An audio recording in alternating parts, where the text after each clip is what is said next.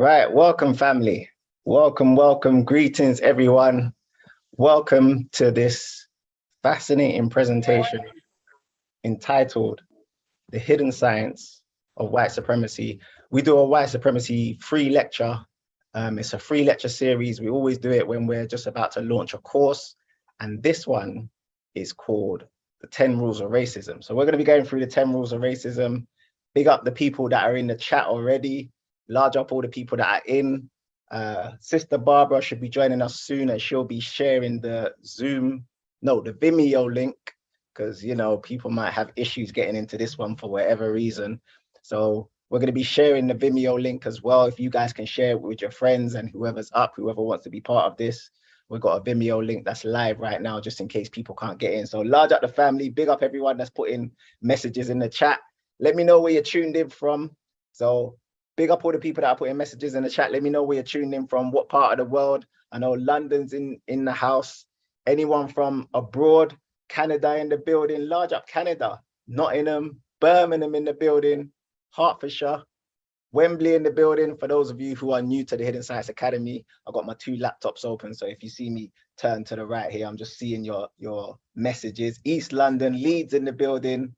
Big up Leeds and Birmingham. We've actually got events coming up for you guys. So big up Romford, Essex, South London, Coventry. Large up the people from the UK. A lot of people from the UK. Yeah, I saw Canada in the building. Leicester, Wellingborough, Luton in the building. So yeah, and Barbados. There we go. So we got some people from overseas as well. So large up all the UK massive. Croydon in the building. There are people from South London. We got people from all over the globe tuning in right now, and I can see the numbers slowly rising. Belgium, big up my sis, Belgium in the building. So it's all good. We got the global family, and we're going to be talking about a global topic tonight. So big up everyone that's tuned in right now. It's a very serious subject that we're talking about right now, and that's one of the reasons why we've put it on at a later date, a later time. So we usually do our webinars around 7 o'clock, but this time we're doing it at 9 o'clock because we're going past what they call the watershed. So yeah, it's a serious subject, and we really want to get into it. So if there are children, because sometimes I've been told that people watch the webinars with their children. If there are children, this is a serious subject, so there might be, some serious topics and maybe even some serious language, the odd swear word, not from me, but just from what I'll be showing. Yeah. So big up my sis Leah in the building as well. Large up. And by the way, family, there is a Vimeo link. Yeah. So for big up all the people that are joining us right now, I know we're going to get emails saying people can't join and that sort of stuff for whatever reason, they can't get in. So there will be a Vimeo link. Sister Barbara will share that in a little while. But there's so much to get into, family. So I just want to get into it straight away. So I'm just going to share my screen and let me know if you guys can see that. You should be able to see that. Yeah. All right. Let me just move this out of the way. Okay. So as I mentioned at the beginning, we do these free lectures to promote our courses. So we do have a course as part of the Hidden Science Academy entitled The Hidden Science of White Supremacy, The Truth About Racism. Now, it is a pre-recorded course, and it's run by myself, Leon Marshall, and I actually did it at my university, London South Bank University. I recorded it, and at the time, we was just going to do it as a physical course. But because of the pandemic, we made it into an online course. So it's pre-recorded, but what you do is you watch the class and then we do like a live Q&A session. So I'm going to give you more information about that at the end of the webinar. I'm also going to give you information about the events that we got coming up, family. We got an event in Leeds coming up. We got an event in Birmingham coming up. And if you stay right to the end, family, you guys who stay right to the end, you'll get the discount code so you can get the tickets for half price. Literally nothing, basically. Yeah, so stay right to the end and you will be getting a discount code for the events that we've got coming up. We've got one in Leeds, one in Birmingham coming up. But yeah, so this one we've entitled the 10 rules of racism. So we're going to be going through the 10 rules of racism tonight. And as I just mentioned, it is a serious subject, so there will be Maybe a little bit of serious language, because I'm going to be showing videos and that sort of stuff. Not so much, but just a disclaimer that, you know, this is a serious subject. So yeah, if there are children watching, you might have to explain to them certain things, because when it comes onto this subject, unfortunately, because it's quite such a serious subject, we do one of two things with our children. We either don't tell them about it at all, or we try and tell them it in an appeasing way to make it not seem as bad. So disclaimer, if they're watching this, they're gonna learn some stuff, yeah? And with that being said, I need to mention that even if they're not children, you know, even if they're adults, you know, teenagers or even adults, they might feel some cognitive dissonance, yeah? So every time I'm doing a webinar on this subject, I always mention this term. It's called cognitive dissonance. Cognitive dissonance is when you've believed something for a very long time and then you're met with new information that challenges that belief, yeah? And then there's a bit of mental conflict, and then you have to decide whether you go with the new information or continue with your belief, which the new information has now challenged, yeah? So it creates like mental pain, basically. So cognitive dissonance. So this is another disclaimer. The information that I'm going to be going through tonight, if you're new to the Hidden Science Academy, it may cause cognitive dissonance. Now that's something that I don't want to cause, but if you've been, a lot of us, because of the way the system runs and because of the way we've been educated, a lot of the stuff that we believe to be true with regards to racism and that sort of stuff, when you find out the truth, it could cause cognitive dissonance. So that's just another disclaimer. However, a lot of the people who are on this webinar, they've been to a Hidden Science Academy event before, or they've tuned into a Hidden Science Academy webinar before.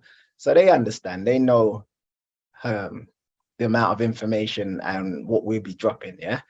However, I'm curious, because I don't like to make assumptions.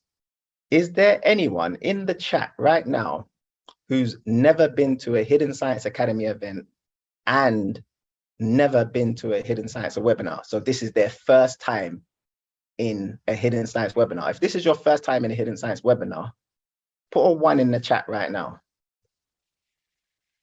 First time in a Hidden Science webinar, put a 1 in the chat. All right, people putting 1s, yes, first time, 1s.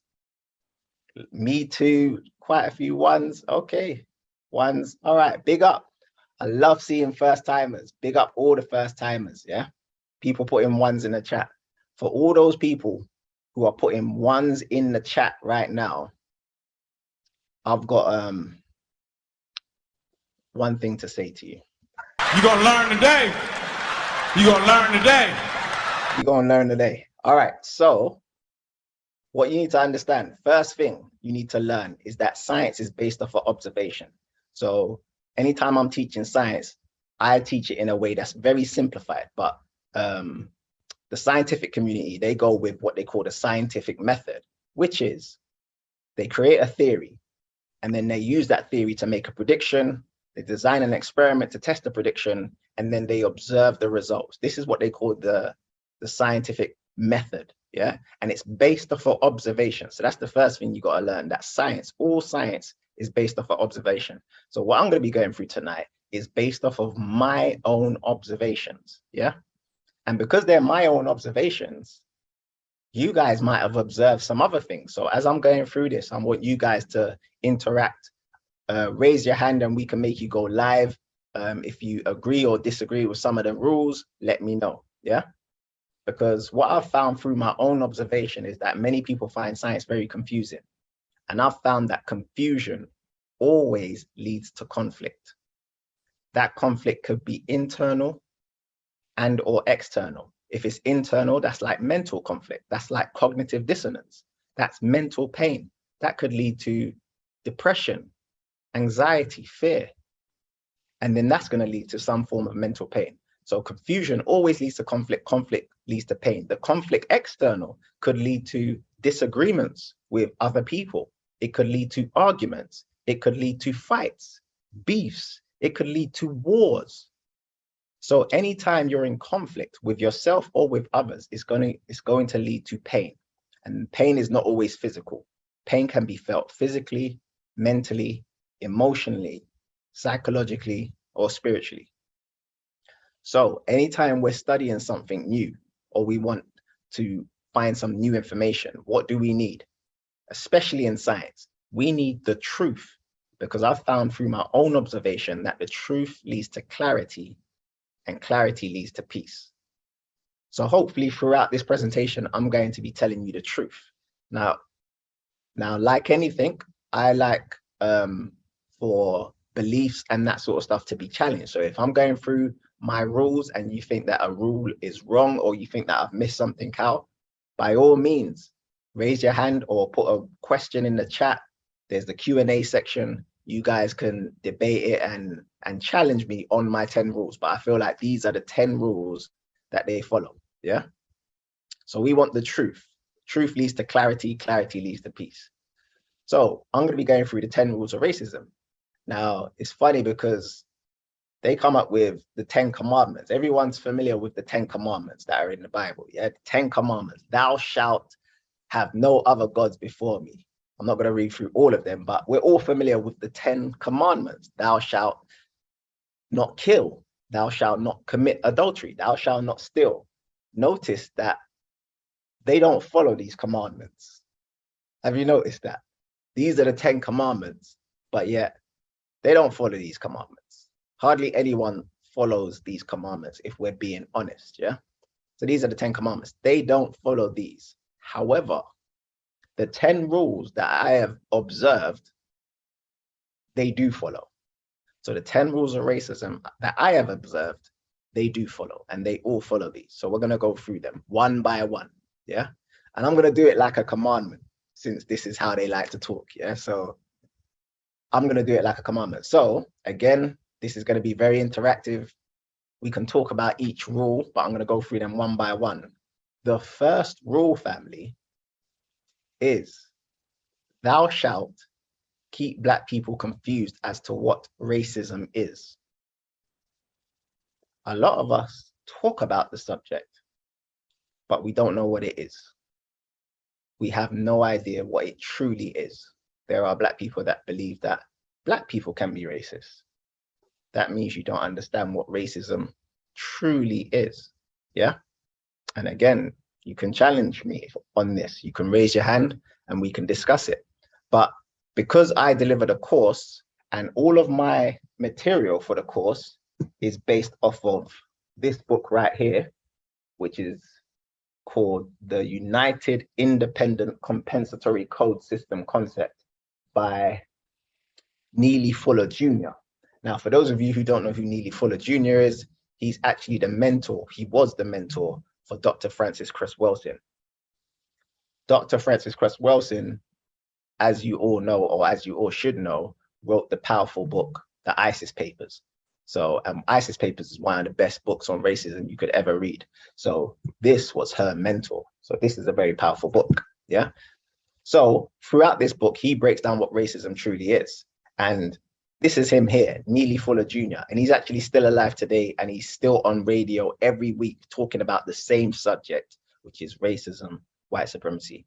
And he has a famous quote, and his famous quote is, "If you do not understand white supremacy, which is racism, what it is and how it works, everything else that you understand will only confuse you, only confuse you, only confuse you." Everything else you understand will only confuse you if you do not understand what racism, which he calls white supremacy, is. Yeah. So this is the book for people who ask him what is the book. It's got a very long title. It's called The United Independent Compensatory Code System Concept. I'm sure Amazon might have it, but he does have his own website called producejustice.com. So I'd suggest getting it from his own website, producejustice.com. And it has a subtitle, which is a compensatory counter-racist code. He believes that the white supremacists, the racists, they follow a code. So he believes we as Black people, we need a counter code to counter racism. Yeah. And he's the only one that I'm aware of that's written a counter racist code. Yeah. And in that code, Fuller observed that contrary to most present thinking, there is only one functioning racism in the known world, which is white supremacy. So he says racism is white supremacy is racism. They're one and the same thing. And what is it? It's a system designed to dominate and mistreat people of color in all 9 areas of people activity. Why? For fun, glory, and material gain. Big up Sharon. She says she bought her copy from Amazon. Big up. Yep. So you can get it. You can either get the book from Amazon or you can go to his website. I'd suggest going to his website because then you're patronizing the man himself. Yeah. But that's how he describes what racism is. Dominate and mistreat people of color in all 9 areas of people activity for fun, glory, and material gain. And he actually changed material gain to material comfort because he says they've gained everything now. So he's changed it to material comfort. But what are the 9 areas of people activity? Here they are here. 1, economics. 2, education. 3, entertainment. 4, labor. 5, law. 6, politics. 7, religion. 8, sex. And 9, war. According to Neely Fuller Jr., people of color get dominated and mistreated in all of these 9 areas of people activity. He goes on to say that there are 3 basic types of people in the known universe. 1, white people, who are those who classify themselves as white. 2 are non-white people, those who have been classified as non-white. And then 3 are the white supremacists, which he calls racist man and racist woman collectively. Now, this is all out of his book, and this is all on the course, by the way. So if you end up doing the course, if you're a VIP member, you can just go into your account and then watch these videos. All the classes are online at the hiddensightsacademy.com already. But if you're new to the Hidden Sights Academy and you join, this is what you're going to learn. You're going to learn this in class 1. And he's got some definitions. So even though, because every time I do this as a physical course, people say, what's the difference between 1 and 3? Yeah. So 1 is white people, those who classify themselves as white. 2 is non-white people, that's us. And he says those who have been classified as non-white, because we don't classify ourselves. That's the reason why every couple of years they come up with another classification for us. We're BAME, we're people of color, we're ethnic minorities. We're always being classified. They do the classification according to Neely Fuller. Yeah. And then 3 is the white supremacists. Now, every time I do this, I ask the question, is there a difference between 1 and 3? Yeah. So I know there are some people that have done the course with me, but for those of you who haven't done the course with me, just quickly answer that question in the chat. Is there a difference between 1 and 3? Yes or no? Is there a difference between 1 and 3? Yes, yes, no, yes, no. So every time I do this, it's always a mixed reaction. It's always yeses and nos. It's always yeses and nos. Yes, no, yes, no, yes. In other words, are all white people racist? That's basically the question. Yeah. Now, according to Neely Fuller, there is a difference. Yeah. So he doesn't believe that they are all racist. However, they all perpetuate the system, whether consciously or unconsciously. However, even though he believes that they're not all number 3s, yeah, even though he believes they're not all number 3s, he does go on to define another term. Check this out. This is straight from his book, and this is his definition. He's got a term called racist suspect or suspected white supremacist. What is a racist suspect? A white person who is able to be a racist. In a system of white supremacy, we are duty bound to suspect any white person of being a racist. So that's his term, yeah? Racist suspect. So even though they are not all racist, he believes that we should suspect them that they could be, yeah? So we're not calling anyone the R word, because that's like the worst thing you can call white people these days, which is the R word. We're not calling anyone the R word. We're saying that in a system dominated by racism, there must be racists. And because we don't know who they are, we should suspect that you could be. Now, if that didn't make sense, I'm going to let you hear it from the man himself. So this is a clip from him being on radio, Neely Fuller Jr. Listen to what he says with regards to this term. Well, the code requires me, and I decided a long time ago to adhere to it. This is what the code says. If a person who is classified as white in the system of white supremacy, which is the only real government on the planet, a person who is classified as white is classified as white and acts like a white person and says that he or she is a white person in the system of white supremacy, I am duty bound as a victim of white supremacy. This is a duty to suspect that that white person is a racist if he or she is able to be one. All right, so I hope everyone got that. We should suspect if they're able. Now, someone might ask, well, what makes them able? According to Neely Fuller Jr., according to the code, there's two things that make them, there's two things that would classify them not being able to be a racist. One is babies. This is Neely Fuller Jr. talking. He's saying it just doesn't make logical sense for a baby to be racist. They can't even think before and participate in the system yet. So he said babies, they're not. And he says people who are blind. Now that is debatable. White people who are blind, by the way, because they can't differentiate color. That is debatable. And again, science is based off of observation. So it's always good that we can challenge these things. But according to Neely Fuller, those are the only two ways that they could potentially not be. Yeah.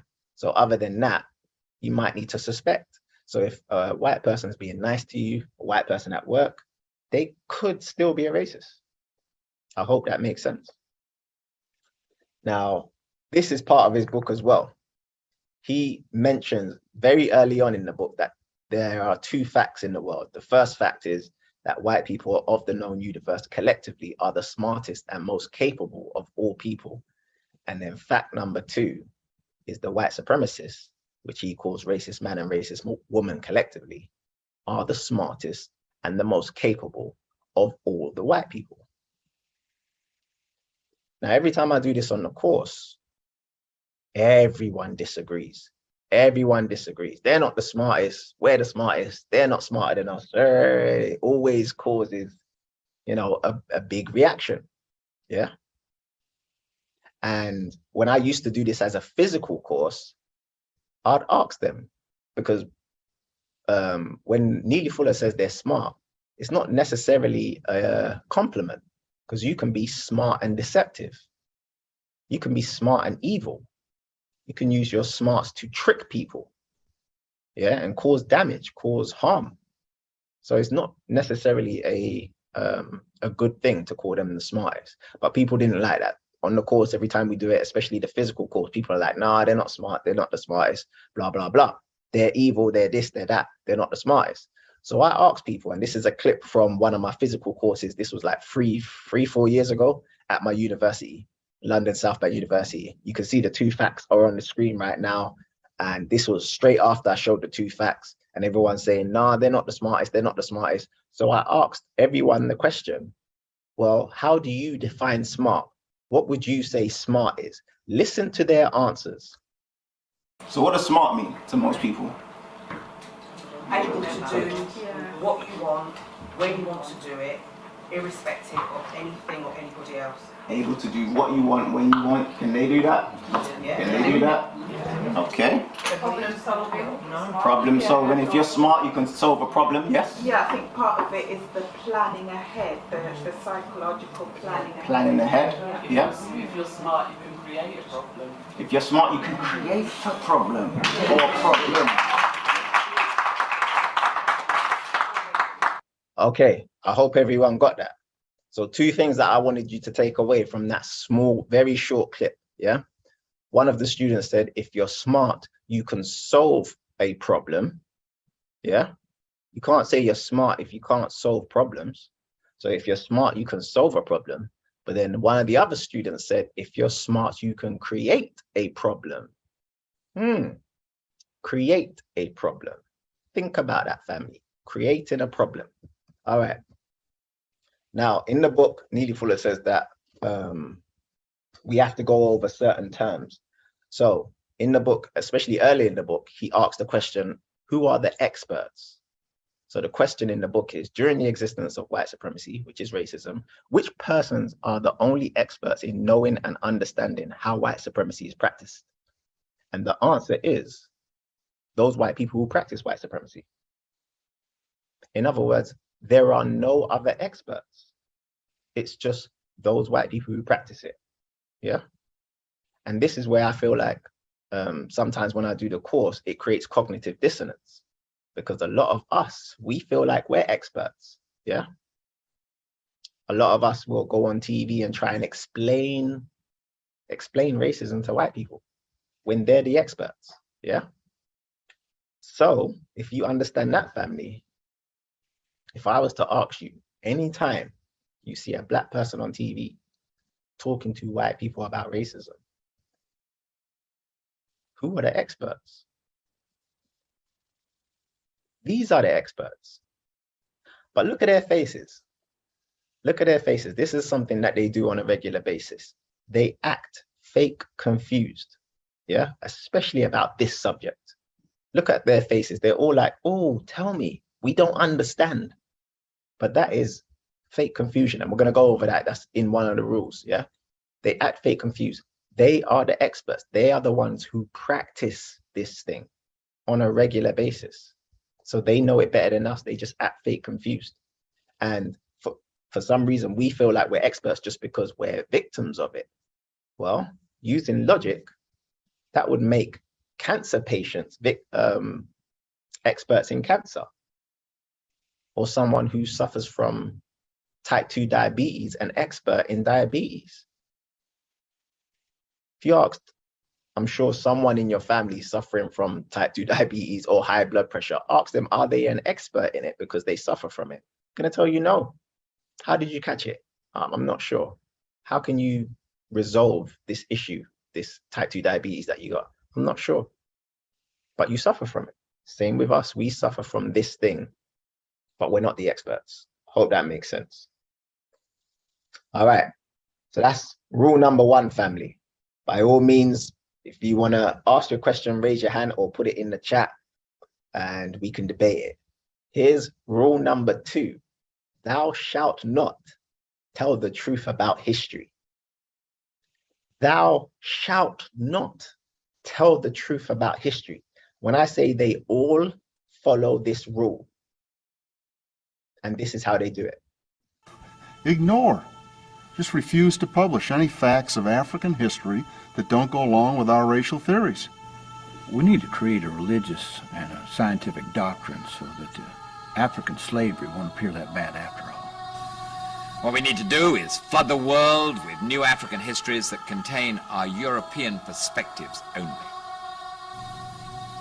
Start renaming people and places. Replace African names with Arabic and European names. This will disguise their true black identity. Let's change the criteria for defining race. For example, 1 drop of Negro blood in America makes you a Negro, no matter how light the skin. Yes, and when reporting ancient African history, reverse the standard. No matter how dark the skin, woolly the hair, or thick the lips, you don't have to be a Negro.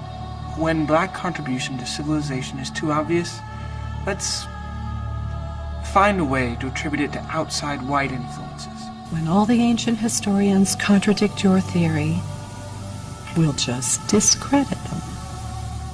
All right, I hope everyone got that, family. That's exactly what they do with history. That is exactly what they do with history. People asking where I got this from. I actually got this from Robin Walker. So big up the Black history man. This is why it's so important for us to have someone like Robin Walker in our community. Robin Walker, the Black history man, for those of you who are not from the UK, Robin Walker is the scholar who wrote the amazing book, When We Ruled, which is like the textbook, the ultimate textbook for Black history, detailing what we were doing way before slavery. But yeah, he showed this clip on one of his courses, and I can't remember how I got it from him. I think I searched it on YouTube or something like that, but I can't remember the title of it, but that's where I got it from, Robin Walker, yeah? But this is what they do. And if you listen to them, they'll tell you that they do this. So this is a racist suspect, one of their greats, Winston Churchill. This is what he actually said. This is a quote from Winston Churchill. "History will be kind to me, for I intend to write it." So history will be kind to me, for I intend to write it. So he understands that it doesn't matter what happens in history, I'm going to write my own history. So I'll just, erase yours and write mine. This is how they think. This is their mindset. And some white people are familiar with this. Some white people do, tell the truth to a certain degree about what's going on. One of them, you could argue, is this lady here, who I'm sure some of you are aware of. Her name is Jane Elliott. Listen to what she says about how we're educated on history. Education in this country is about white is right, brown's all right, black's got to stand back. Yellow's mellow, but whites, we educate in a way that says that white males have done all the adventures, have made all the adventures, have done all the discovering, have made everything that is good and has been accomplished according to social studies, which is actually anti-social studies, by white males. It's a lie. But we do that in order to maintain the myth of white superiority. The myth of race has to be maintained at all costs in this country. Because if white people have to give up the color of their skin as being something that makes them perfect, what do they have left? If we start teaching the truth about history, if we start teaching about Nile Valley contributions to civilization, it will totally change the way we conduct ourselves in the classroom. It will have to. Columbus didn't discover America. You can't discover a place where people are already living. But we celebrate that every October. It's a lie. We need to get over, we need to stop telling the myths and start telling the truth. Does that make sense, family? I like what she said when she said, can you imagine if they started teaching the contributions to the Nile Valley contributions? In other words, she started to talk about ancient Kemet, yeah? Imagine if they taught the children about ancient Kemet. For those who don't know, ancient Kemet is the original name for ancient Egypt. Kemet meant land of the blacks, yeah? And it was the land of the blacks. If you do some research online, they'll make you believe that the term Kemet meant black land, and they were talking about the soil. They will never, ever, ever admit that the ancient Egyptians were black people, despite the obvious evidence. Despite the obvious evidence, they will never admit it, because what is their rule? Never tell the truth about history. Never tell the truth about history. And you guys can test this out. Again, science is based off of observation. If you have a white friend, a cool white friend, just ask them, were the ancient Egyptians black? And see what they say. See what they say. Because for some strange reason, it's extremely difficult for them to admit this. Why can't they admit this?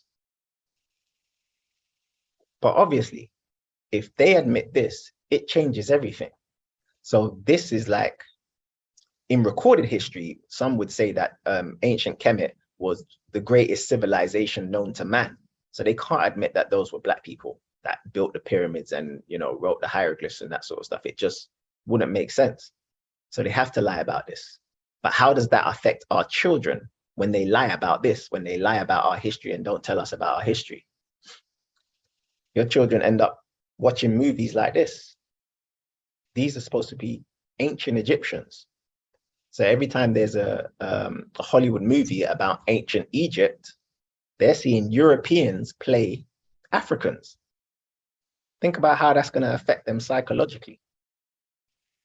And you don't even need to think about it. Let's listen to our children and let them tell us how it affects them. Of what would happen to you if you didn't know who you were? If you looked in the mirror every morning and you saw this little brown face and everybody thought it was so ugly, what do you think would happen to you?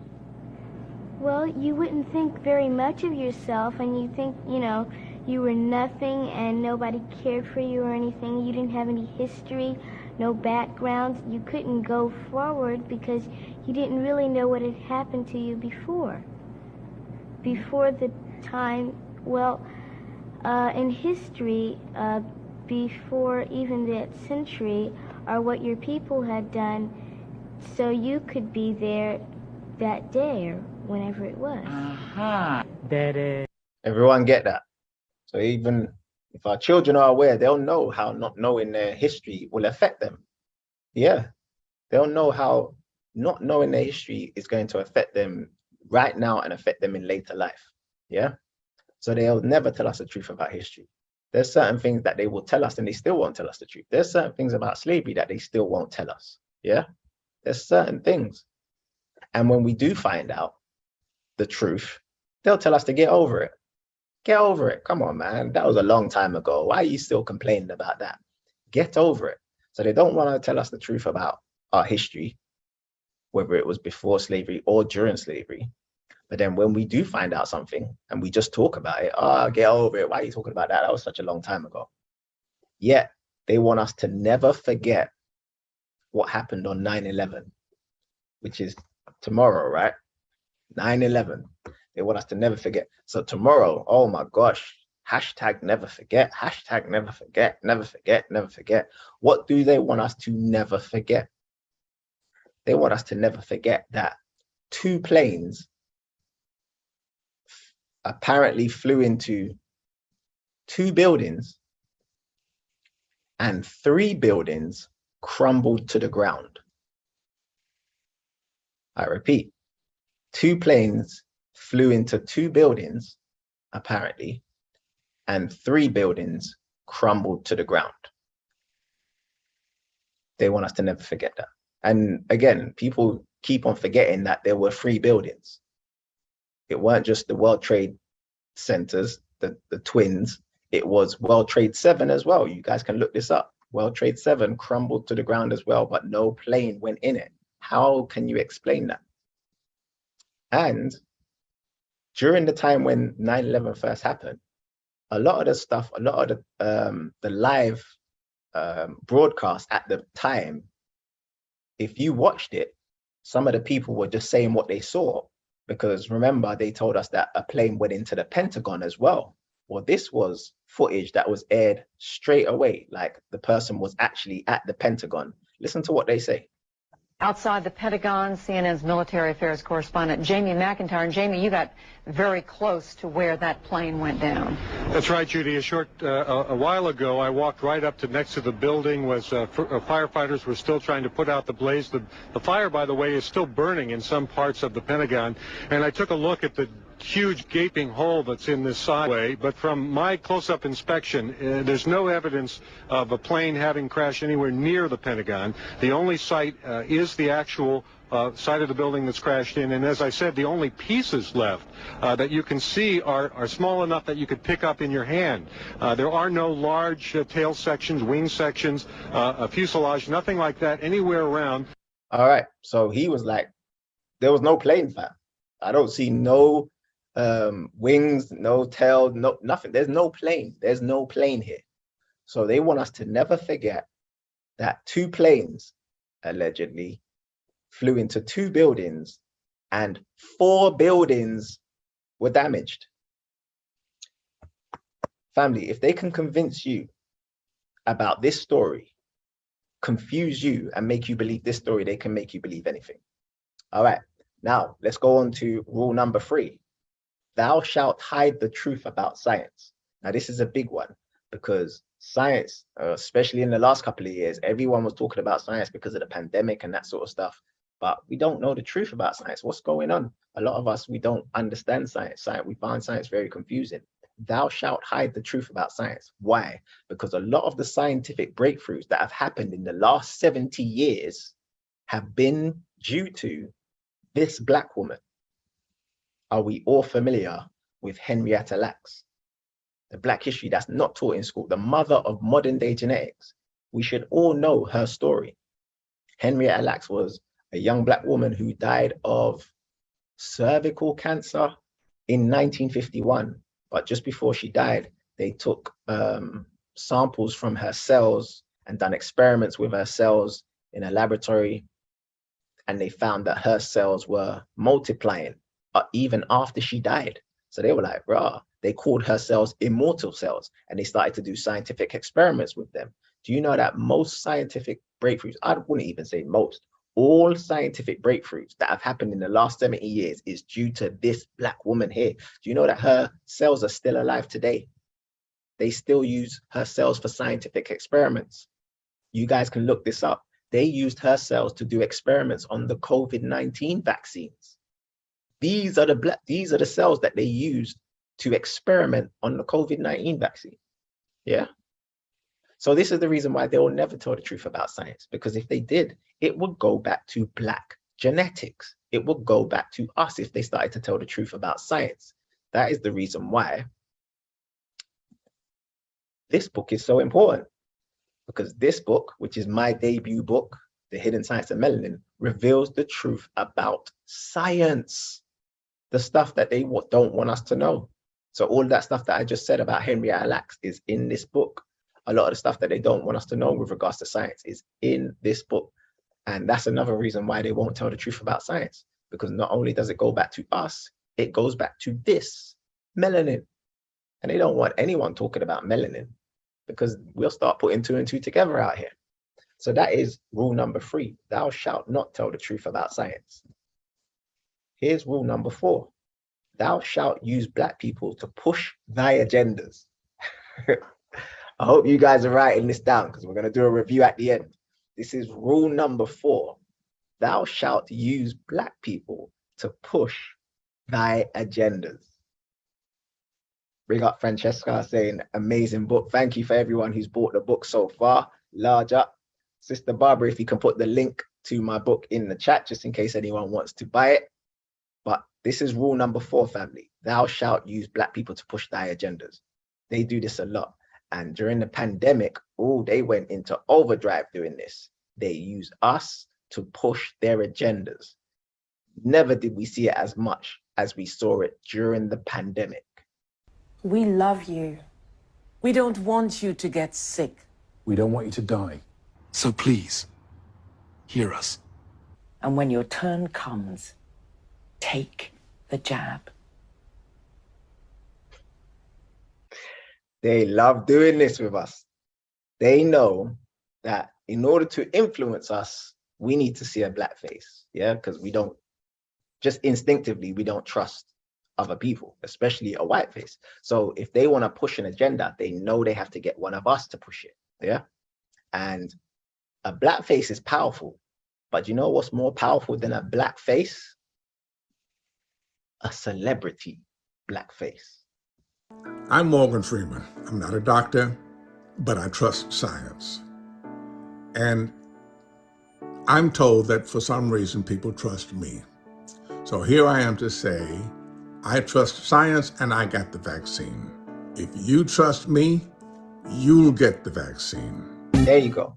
They use us to push their agendas. And another agenda is they use us to be the face of disease. Yeah, that's one thing that they have to do. Because again, agenda with getting us on medication and that sort of stuff. So anytime they want to push medication out there, you know, taking drugs, basically, they have to use our faces to push their agenda. So we're the face of disease.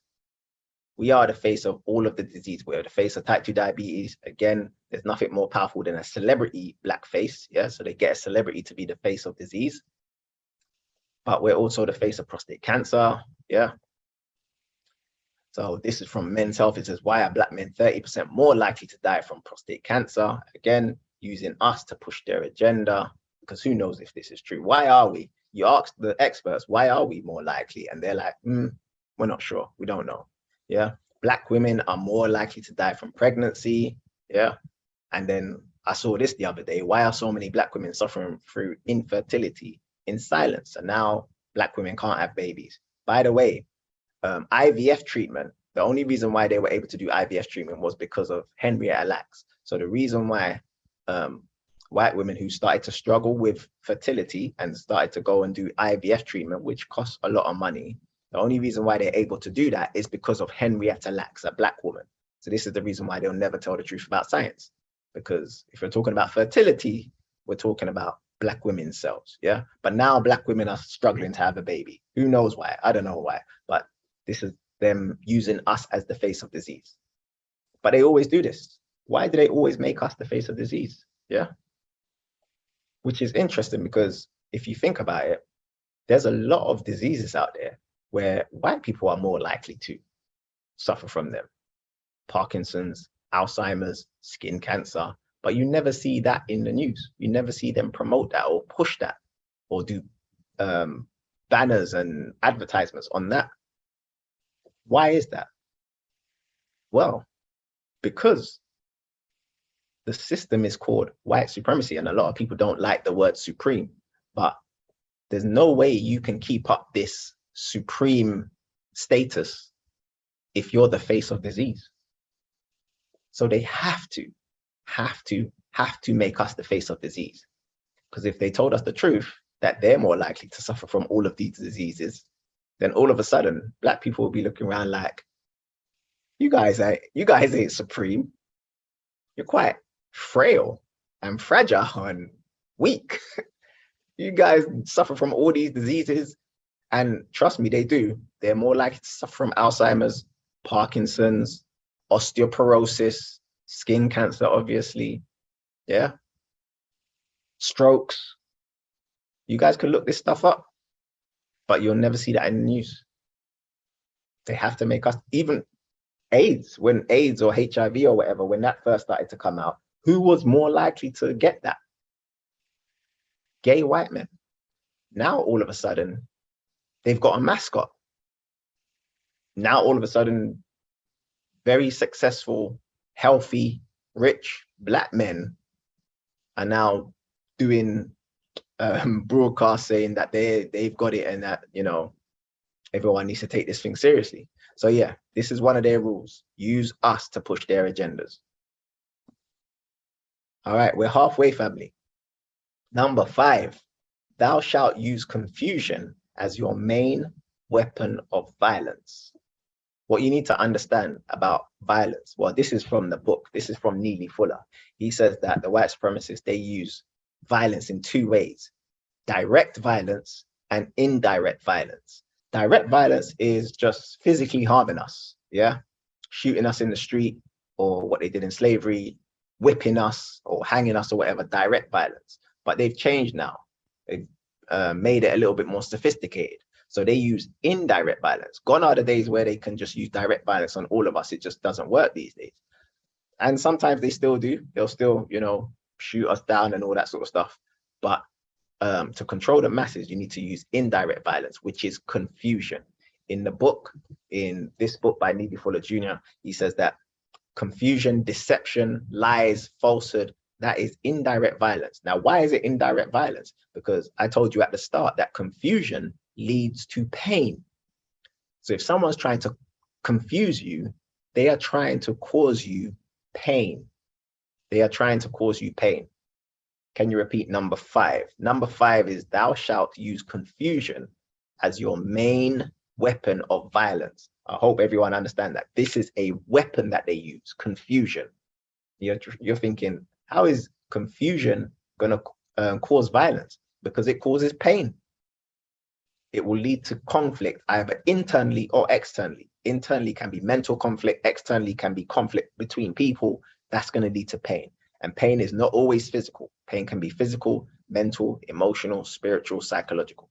So confusion is indirect violence. Again, don't take it from me. Take it from the man himself, Neely Fuller Jr. Listen to this. The white supremacists have 2 basic weapons. Direct violence, that's shooting you down and whatnot and dropping bombs on you and all like that. That's direct violence. And indirect violence, which is what? Deception.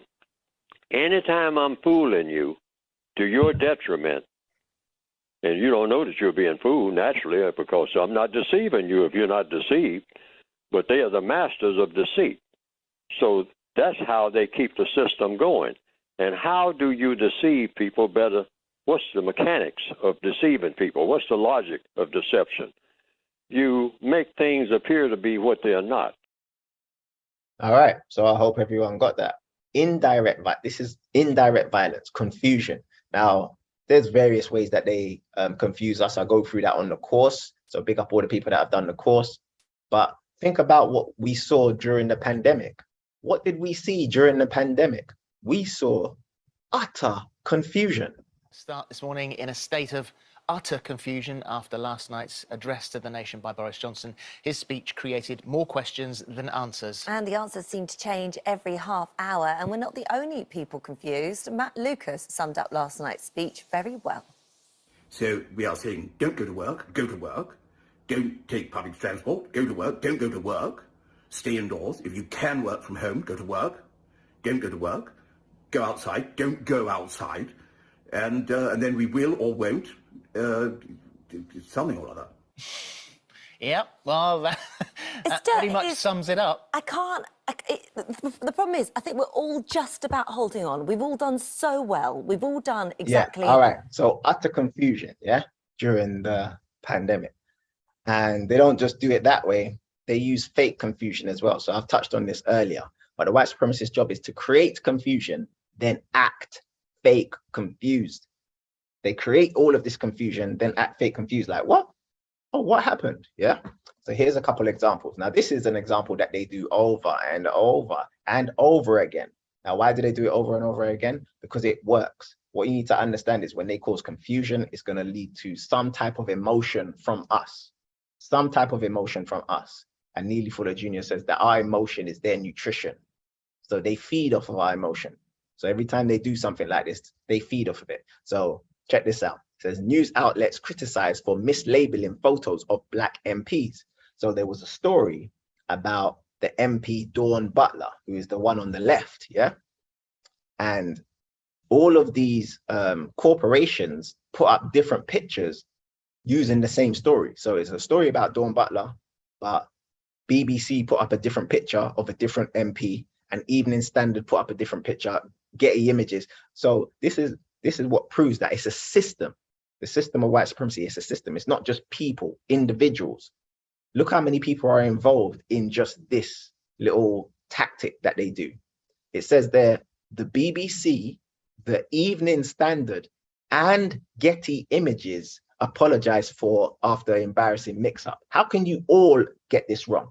How can you all make this mistake? It's not a mistake. That's what you need to understand. They do this on purpose to get a reaction out of us. So it got a reaction out of Dawn Butler. She had to go on Twitter and she had to say, I love my sister Marsha, but we are two different people. And she done a long post on Twitter explaining that this is out of order, that they got us mixed up. So Dawn Butler calls out BBC for confusing her with another Black MP, but we don't understand the rules. So we think that they've done it by mistake. They don't do this by mistake. This is one of their tactics. This is one of their rules. They have to create confusion and then act fake confused. So the BBC is like, oh, sorry, we apologize. Like the BBC doesn't know who Dawn Butler is. Yeah. And for some strange reason, family, and you guys can chime in on this, I have my own views, but for some strange reason, they love doing it with our athletes. They love doing it with sports stars. Yeah. So this one, the guy on the left, guy on the right is a football player. His name is Lukaku. And the newspaper said Lukaku is ready for work, but put up a picture of Stormzy. For some strange reason, family, they love doing this with our athletes. Now, I've got my own views, but I'd like to hear you guys' views. Why do they love it with our athletes? Yeah. This one, someone noticed this on Twitter. They said, did the BBC, notice that it's always the BBC, did the BBC just mistakenly put up a picture of Raheem Sterling when discussing an unnamed player accused of rape? Apology needed, but really, this is intentional.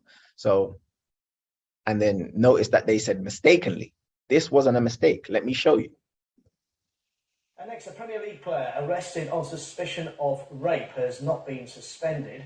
and can fulfill his professional, and they will have more on that story a bit later on, but they say they can still travel. The player has not been named and still can travel. And all right, so I hope you all saw fulfill that. They put up a picture of Raheem Sterling, but they were talking about some player who been charged with rape. But I want you guys to think about why they always do it with athletes. Check this one out. And this one, again, they remember Neely Fuller said they do this for fun, glory, and material gain. So they do this for fun. They love doing this. They get such a laugh out of doing this. This was NBC News. Check this out. World record sprinter and 8-time Olympic gold medalist Usain Bolt has tested positive for the coronavirus and is self-isolated at his home in Jamaica. They use Kevin Hart's picture as Usain Bolt.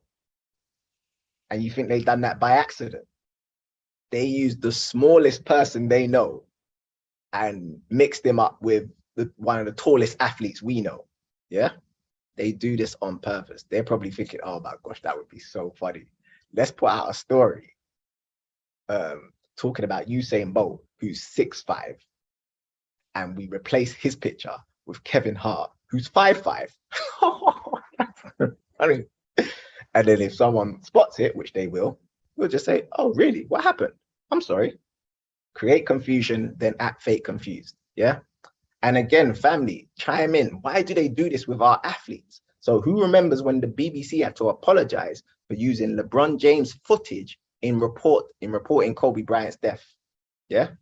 Who remembers this? Kobe Bryant's daughter Gianna was traveling with him and also died. His list of achievements is long. An all-star, an NBA champion, and an Olympic gold medalist. He was unashamedly competitive, and he was deeply frustrated when his playing career was cut short by injuries. All right, so why do you think they do this with our athletes? Again, and this is one of our, if you're into sport or if you're into basketball, you know this is one of the greats. Kobe Bryant, he was an icon. He is loved, not just in basketball. A lot of people love Kobe Bryant, and they made this mistake with one of our greats, reporting his death.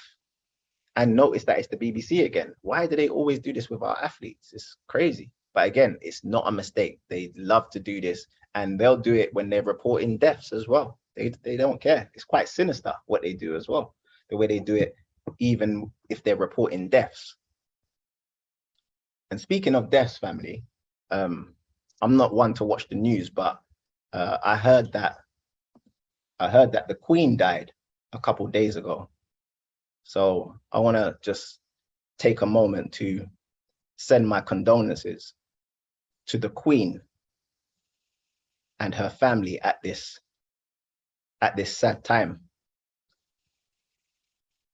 I want us to take a moment to acknowledge the Queen, because I don't really watch the news, but I heard that she passed away. So I'd just like to take this moment to send my condolences to the Queen and her family. Just one moment.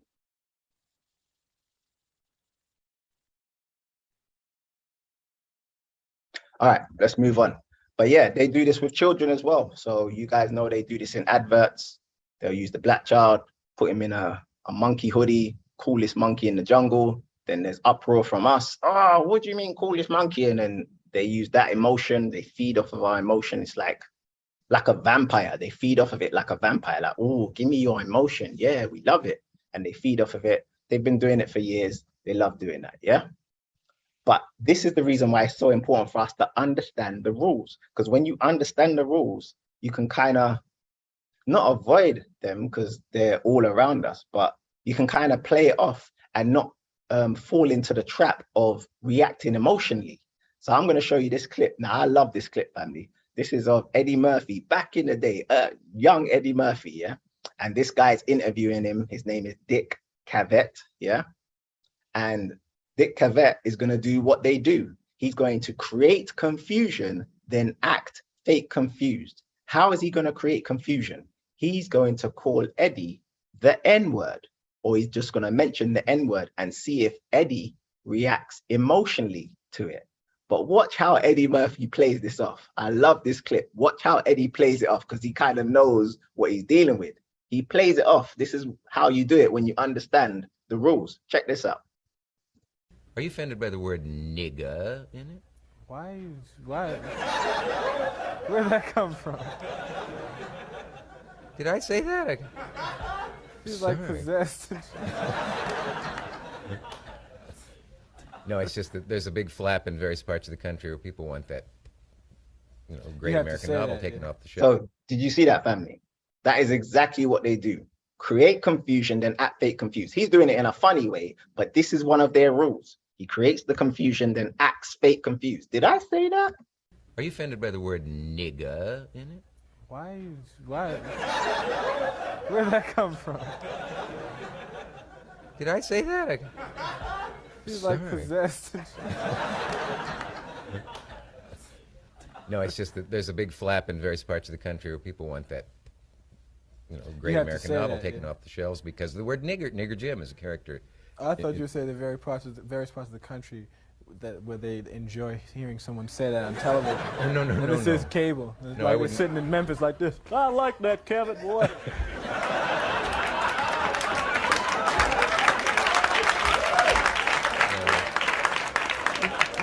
You see him say nigger right in front of us? I don't like it. Nigger sitting 2 inches away. He's just looking in the eye. Oh, no. No, you know me better than that. I mean, the fact that I've done shows with George Wallace, Lester Maddox, and yet we're friends, and I think that's what America's all about. Watch his face. Right, folks? Watch his face. Yeah, that's how you play it off. That's how you play it off. So I love that clip. So when we understand the rules, we don't react emotionally to it because we understand Neely Fuller calls them the usual suspects. The usual suspects are up to their usual tricks. You're trying to create an emotion out of me. Let me flip it and, avoid it. But for those of you who wonder, why do they do all of this confusion? Now, here's a quote by an author by the name of Milton William Cooper. He wrote the book, Behold a Pale Horse. And his famous quote is, the general rule is that there is profit in confusion. The more confusion, the more profit. I wonder who's making profit from all of this COVID confusion. I wonder who's making profit from all of these vaccines. So he says, the more confusion, the more profit. Therefore, the best approach is to create problems and then offer the solutions. Remember what the student said in my class. The student said, you can prove that you're smart by doing what? You prove that you're smart by creating problems. You can prove that you're smart by solving problems, but you can prove that you're smart by creating problems as well. So they create the problems, then offer the solutions. Hope that makes sense. All right, we've gone past the halfway point now. This is number 6. This one's very important, but I'm sure you guys are familiar with this one. Thou shalt use tears and fake outrage to deflect away from racism. We should all know this one by now. Thou shalt use tears and fake outrage to deflect away from racism. And I've put there at the end, and to make Black people feel bad. Because remember, your emotion is their nutrition. We need to make you feel bad. Yeah. So we're all familiar with fake tears. I'm sure we're all familiar with, some people put in the chat Karens. Yes. Are you sick and tired of not getting your way whenever you want? Do people have the nerve to treat you like a normal member of society? Have you been accused of saying something racist and don't know how to shift focus? Introducing Entitled White Women's Tears, the revolutionary new solution that'll keep you looking your victimist. I used to listen to women of colour speak in general terms about how racism affects them and amend my behaviour accordingly. I apologise for anything that I've done that was ignorant, and I'll be more mindful from now on. Thanks to Entitled White Women's Tears, I'm now perfectly comfortable explaining to them how they should be approaching their own activism and taking it as a personal attack when they call me out. Seriously, maybe you'd have more people on your side if you weren't so mean. Did you just make Cindy cry? But how is it about her? It's about me. On the bad side. Here we go. All right, so they do this. We're all familiar with this. And I don't know if you guys are familiar with this. This was actually a challenge, a little game that they were playing on TikTok a couple of years ago, where white women were fake crying, literally doing what they do, and then changing at a split second. Check this out. Turn it off.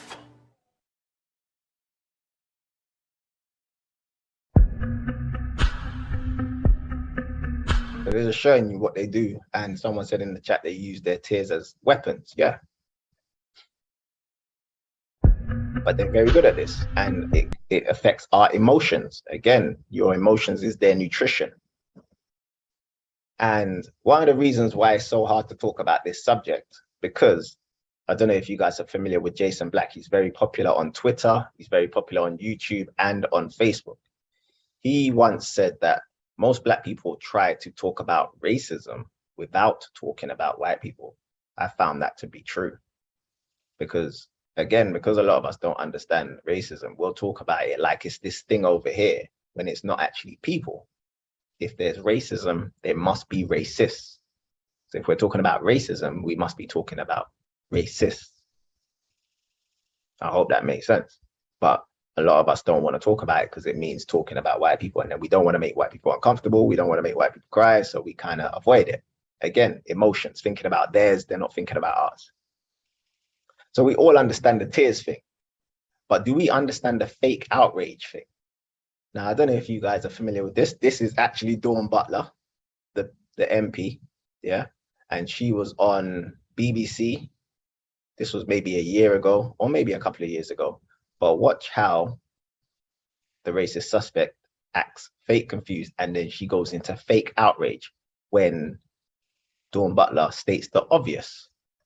Because when we talk about Labour values, we will win those votes back. We don't have to go on the Conservative narrative, which is often racist, which is often discriminatory, which is often divisive. We don't need to go on the divisive policies in order to win our votes back. And they are borrowed votes, and we will get them back. Laura. Sorry, I just find it extremely offensive that you call Conservative narrative racist. I just think that's rude and offensive. But some of them are racist narratives. Who are you talking? Who what? Your Prime Minister? I can't, that is outrageous. Has your Prime Minister never been honestly, racist? I think that is outrageous Has your Prime Minister never been and that you racist? should not. It undermines politics and political discourse in general. If you're coming on here and calling the Prime Minister racist, no, he has not. Has he never said anything racist? No, honestly, I just think that is calling Muslim women letters. All right, so I hope you guys got that. The fake outrage, the over exaggeration, yeah? They'll do this a lot. Now, I was going to show you another clip. This is of Kahindi Andrews, yeah? And he's talking about the UK race report that came out, what was it, last year? Where, was it Tony Sewell, I think his name is? He done the race report and he didn't find any institutional racism or structural racism or whatever else. But listen to how, I'm going to forward it and pause it at different parts, but listen to how the reporter goes into fake outrage. She starts to overreact when Kahindi states the obvious. Well, we can speak now to Professor Kahindi Andrews from Birmingham City University. He is Professor of Black Studies there. Hello, Professor Andrews. Thanks so much for joining us. I don't know if you're able to listen to Mark Easton there. He was talking about the authors behind the report as much as about the content. You are on record as being very strongly critical of this report, and I wonder if it's because you feel that in a sense you knew what the conclusions were going to be. Yeah, I mean, there's nothing surprising about this. And this was not a genuine attempt to understand racism in Britain. This was an attempt to PR, to change the narrative. And that's why they collected a bunch of institutional racism deniers to come out and say that institutional racism doesn't exist. So I'm not surprised at all today. Was that the question that they were set to find out if institutional racism exists in the UK? I mean, I think if you actually look at what the purpose of this was, because if you're saying the government wanted to understand the issue, we already had two reports relatively recently. The race disparity audit, the David Lammy review. You have hundreds of people who work in these areas, credible people. The government did not go and ask the people who know about these issues. They went and asked people who they knew would tell them the problem doesn't really exist. That was what the role of this report was. It came straight from the culture wars. And it was not a general attempt to make any substantive change. Yeah. I mean, it's not, well, we can speak now to Professor Kayinde. And she's very calm right now. He's answering questions, she's very calm. But I just want to get to the point where she does the fake outrage or she just overreacts. Hold on a second. Listen to this. Because it is clearly there. And even if you look at issues like social class and family breakdown, of course they have an impact. But to understand social class and family breakdown, you'd actually have to understand racism. So it's completely disingenuous, everything that's come out of this report. All right, listen to this part now. Our home editor there was saying that the report, in a sense, will have deepened divisions rather than provided some a report of substance that people can properly chew over. What do you feel about that? Again, I think that was the purpose. If you look at what the government has done since Black Lives Matter, all they've done is say, look, Black Lives Matter was terrible. This doesn't matter. There's no problems in the schools. There's no problems with the curriculum. There's no problems with the police. This isn't really an issue. And we have one of the government pursuing one of the most racist agendas, certainly in my lifetime. And why? Why do you say that? Well, sorry, why do you say a racist agenda?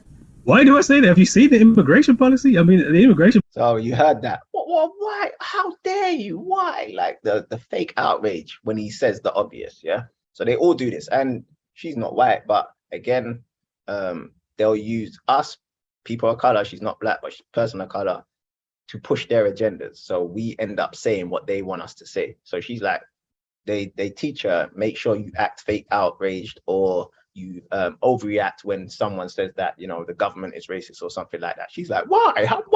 Why would you say that? Why? How dare you? Yeah, there you go. All right, let's go on to, now this is where it gets a bit deeper now, family. This one is huge. This is rule number 7. So we're nearly there, family. Rule number 7, thou shalt control how Black people communicate with each other. This one is huge, family. This one is so big, yeah? By the way, rule number 10 is their number 1 priority. So stay right to the end. Rule number 10 is their number 1 priority. I'll repeat, rule number 10 is their number 1 priority, but I would have put this as their number 1 priority if rule number 10 wasn't so powerful. So stay right to the end to learn rule number 10. This is rule number 7. It is thou shalt control how Black people communicate with each other. They have to, yeah? So obviously during the pandemic, we all saw this.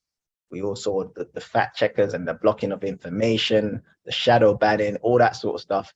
People do it with us all the time. Hidden Science Academy, we can't get into your Zoom. We can't get into your webinar. What's going on? We're not receiving your emails, blah, blah, blah, blah, blah. They have to control how we communicate with each other, yeah? Now, everyone suffered from this. Everyone was getting this on their social media feeds, false information and blocking and shadow banning. But we as Black people, we've been getting this for years. Even before the pandemic, they were putting us in Facebook jail and just for talking about Black issues on Facebook.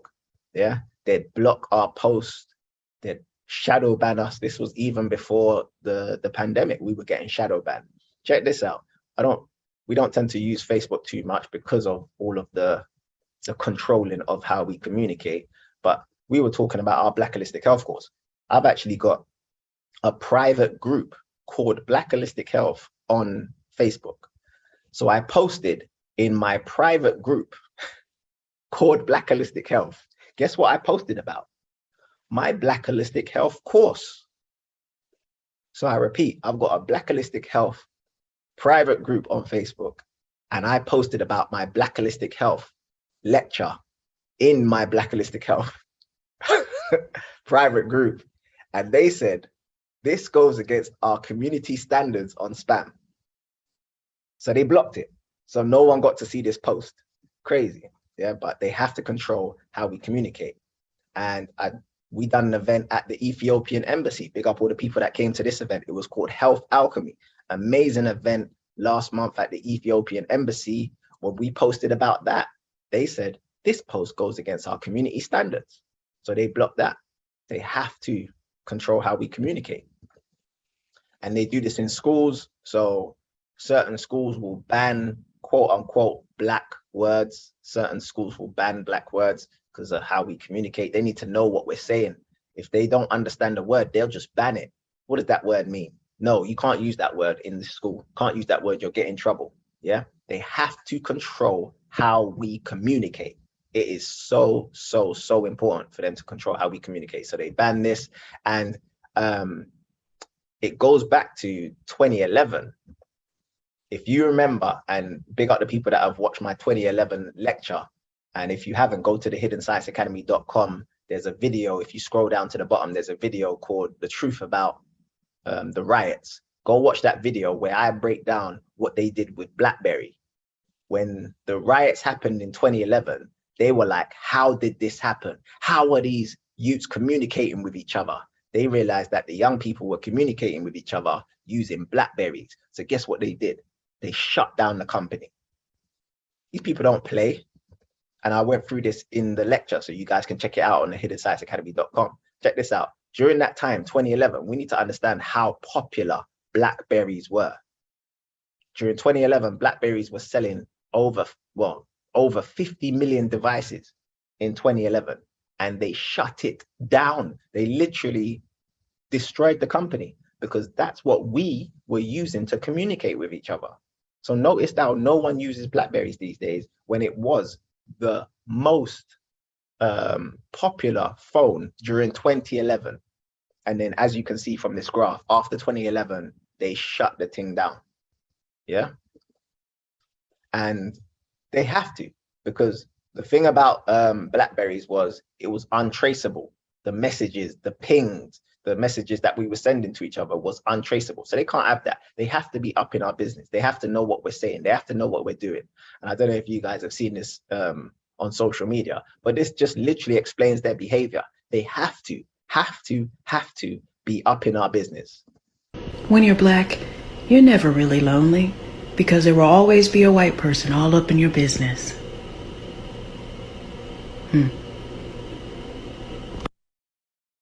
When you're black, you're never really lonely because there will always be a white person all up in your business. When you're black, you're never really lonely because there will always be a white person all up in your business. When you're black, you're never really lonely because there will always be a white person all up in your business. When you're black, you're never really lonely because there will always be a white person all up in your business. When you're black, you're never really lonely because there will always be a white person all up in your business. All up in your business, yeah? And why do they have to do this? Because they have to control how we communicate. They need to know how we function. They need to observe us. They need to be around us. They need to learn what we're saying to each other, yeah? And another reason why is because if one of us does elevate and get to a quote unquote powerful position, they need to be able to tell us what to say. So all of these black faces in high places, presidents, including President Obama, unfortunately, they just become puppets for the white supremacists, literal puppets. In other words, you are my puppet. I want you to say these exact words to your black community. And again, if you don't believe me, check this out. I ask you to be citizens. I ask you to be citizens. Citizens, not spectators. Citizens, not spectators.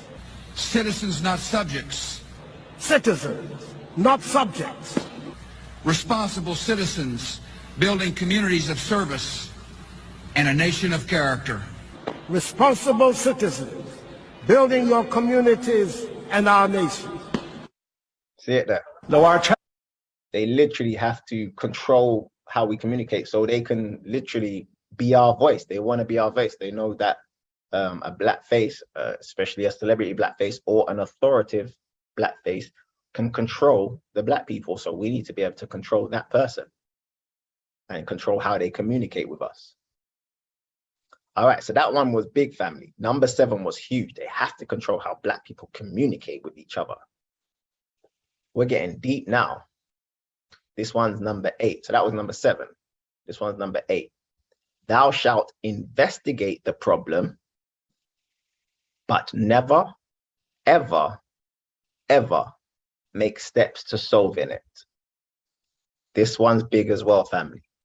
Thou shalt investigate the problem, but never, ever, ever make steps to solving it. Where's the evidence of this? Well, this is just a list of the amount of people of color that have died in police custody over the last, this was only from 2018. And this list is old, so it was only a year. This is the amount of people who died in a year, people of color who died in a year in police custody or during some form of police altercation. Yeah.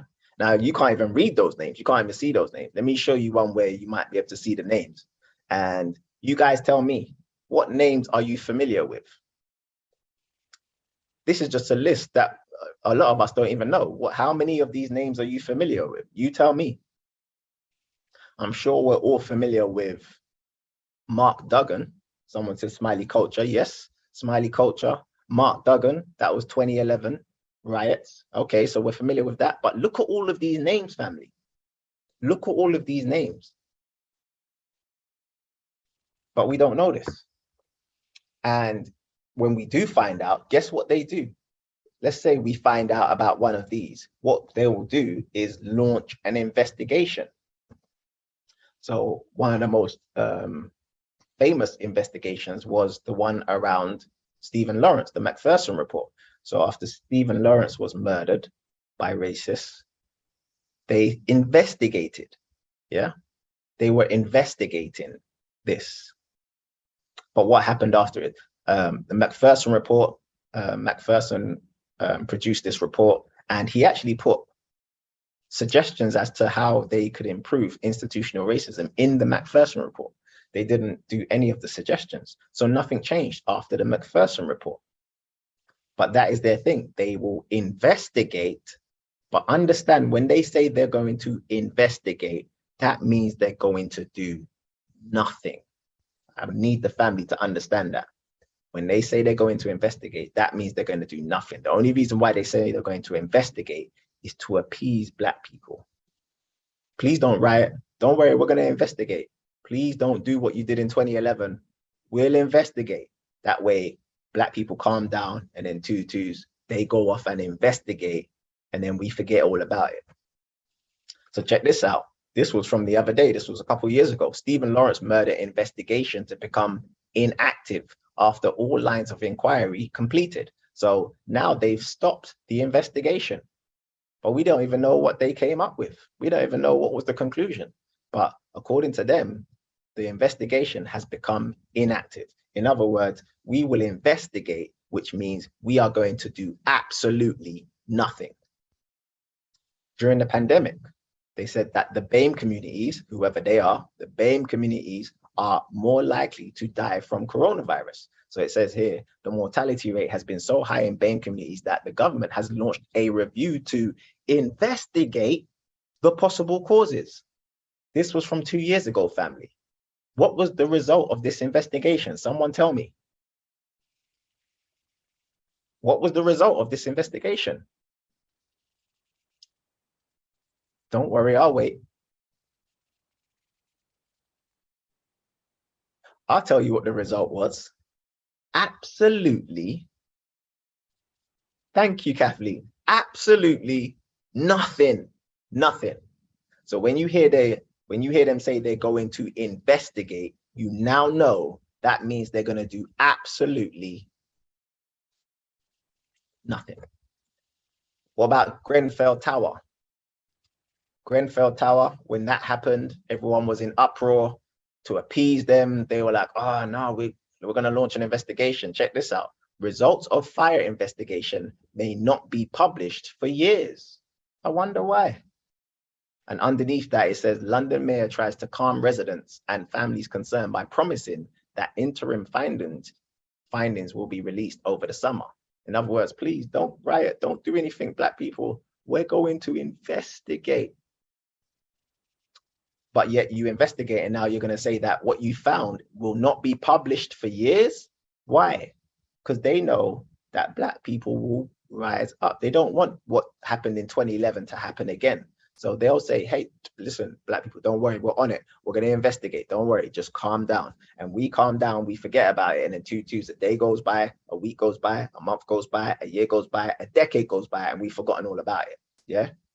If you don't believe me, science is simple. It's based off of observation. Anytime you're angry about anything, let's say you're angry on the Monday, are you that angry on the Friday? Of course not.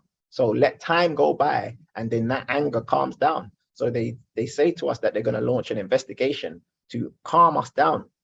Let that emotion, let that anger calm down, and then we forget all about it. So Grenfell Tower, they launched an investigation, nothing happened. And don't take it from me, take it from Stephen Lawrence's mother. Even she said nothing happened. Nobody wanted to mention the word race in the whole thing. Because when I saw the residents who lived in that block, to me, it was under no doubt around the racism that existed at that time. Because I think, had that been a block full of white people in there, they'll have done everything to get them out as fast as possible and make sure that they did what they needed to do. Baroness Lawrence's comments aren't targeted at any individual. More than 25 years after her own son's death, Baroness Lawrence sees parallels in the Grenfell tragedy. Because you think of how many more lives have lost since Stephen, how many families are grieving, and what has the authority done? Nothing really. You know, so in that respect, nothing has changed towards grieving family from the ethnic minority. Nothing has changed in that respect. Since her son died, what was it, 30 years ago? They said 25 years ago. Whenever it was, nothing has changed. In other words, they've launched all of these investigations, nothing has changed. Yeah. What about the Windrush scandal? Remember the Windrush scandal, which is still going on, by the way, family? Check this out. Home Office faces investigation over Windrush scandal for equalities, from Equalities Watchdog. What happened here? What happened here when they launched their investigation over the Windrush scandal? Now, I know my lady, she got fired. Wait, did she even get fired? I swear didn't she resign or something? You guys help me out in the chat. Did this lady resign or did she get fired? I swear she resigned. I don't even think she got fired. Yeah, but that was the Windrush scandal. Exactly, thank you. She resigned. So again, nothing happened. Nothing happened. So that was the Windrush scandal, which again is still going on today, family. And then speaking of today, only a couple days ago, one of our young kings got gunned down by the police in Streatham. Yeah. And why did they gun him down? Who knows? But according to them, they didn't find a gun on him. So why were they chasing him? Who knows? But unfortunately, we lost one of our young kings the other day. Yeah, his name was Chris Cabba. Chris Cabba. And check this out, family. You know, they cornered him. They were chasing him in cars and they cornered him. So it was an execution. They cornered his car and then shot him. And there was no gun found. Yeah. So guess what's going to happen after this? This was only a couple of days ago. Guess what's going to happen? The police watchdog says that no gun was found in a car of a man who was fatally shot by armed officers after a chase in South London. The family of Chris Cabba, who was 24 and was due to become a father, have called for a full murder investigation into his death earlier this week. Let's speak to Nick Dixon, who's at Scotland Yard. Nick, so no gun found. What are the family saying? Morning, Ranveer. The family of Chris Cabba have made it very clear that they want answers and they want accountability as well. The 24-year-old died following a police pursuit in South London in Streatham Hill on Monday night. Now, at the end of that pursuit, his car, Chris Cabba's car, was hemmed in by two police vehicles. One round was fired from a police weapon, and it's now being confirmed that Chris Cabba was unarmed, that no gun was found in his vehicle, and his family clearly want answers and a thorough. The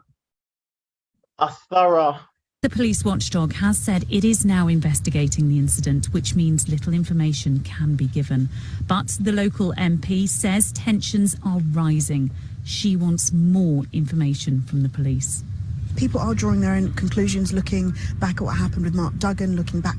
And this is Dawn Butler. According to the white supremacist, this is Dawn Butler, by the way, family. Dawn Butler, let's hear what Dawn Butler's got to say, according to the white supremacist.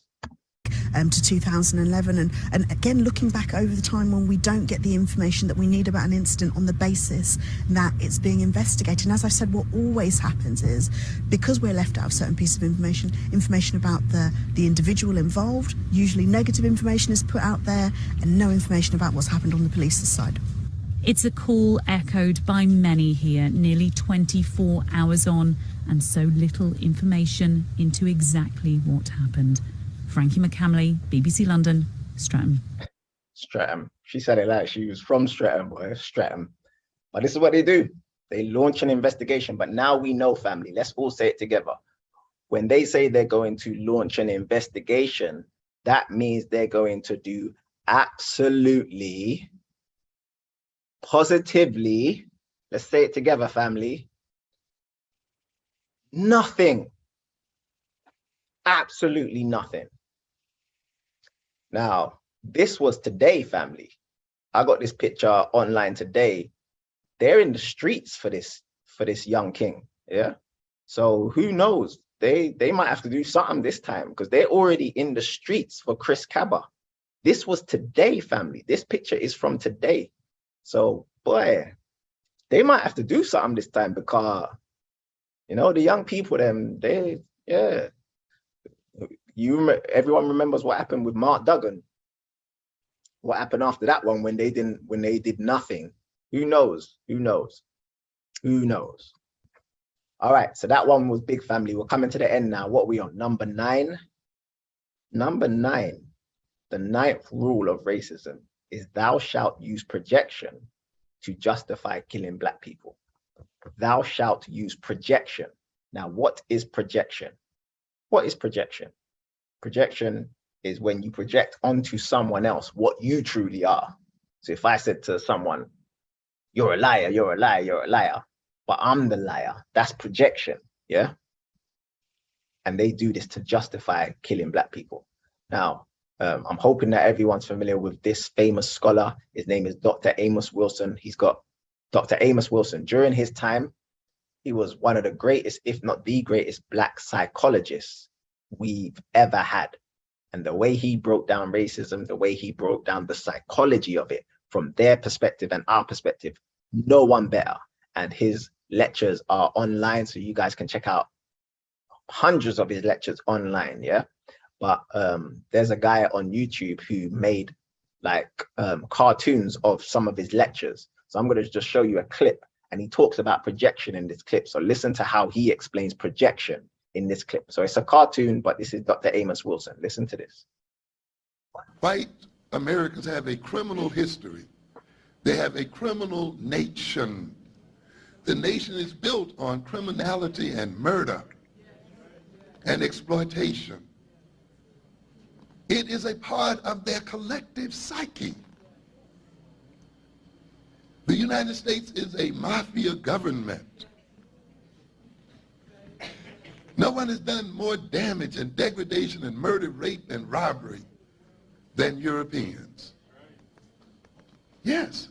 Therefore, in order to escape confrontation with their true criminal nature, they must accuse others of being criminals.